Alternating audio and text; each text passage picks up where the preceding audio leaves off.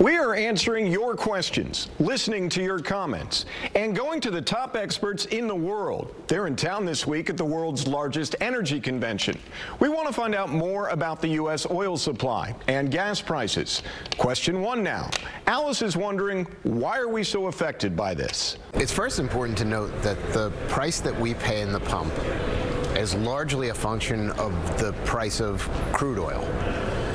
We produce crude oil here in the United States, about 11.5 million barrels per day, but we use about 20 million barrels per day here in the United States.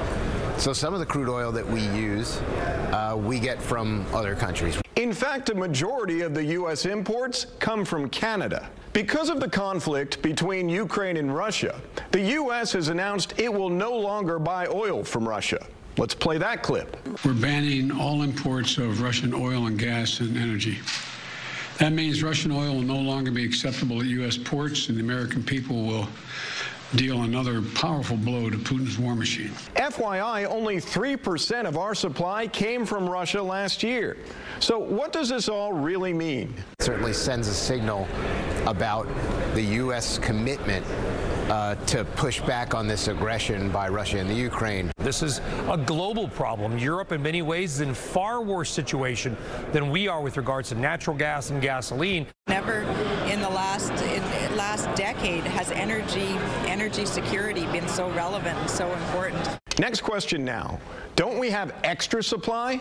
Jay Costanza asks, what about our reserves? That amount of 60 million barrels really only equates to about 3 days of consumption here in the United States. So we need to produce more here in the United States to be able to bring supply and demand into balance. So where else can we get oil? Currently, more than half of our imports come from Canada.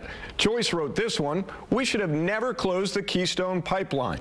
In the United States, the administration decided to cancel the Keystone Pipeline.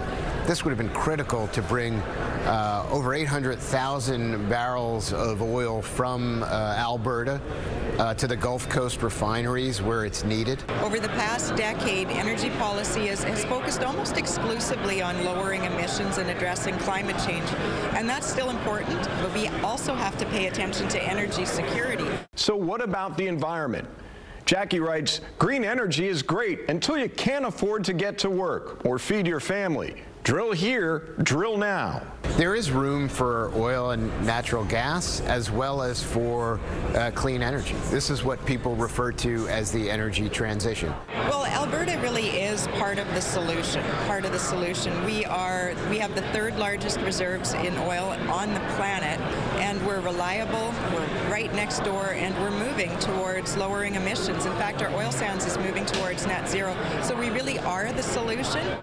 All right, so what about oil production right here in Texas? Texas produces more oil than Canada, so we reached out to the biggest energy companies in Texas to see if they plan to ramp up production.